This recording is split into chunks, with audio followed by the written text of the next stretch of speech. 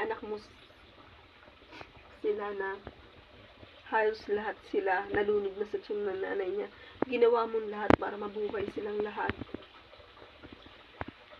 Tapos, pinabakunahan mo lang sila para maging mas healthy sila.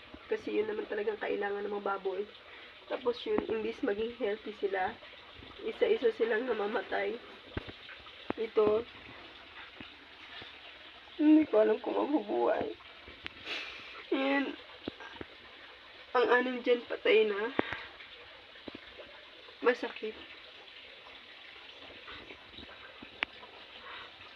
Hindi ko alam kung bakit.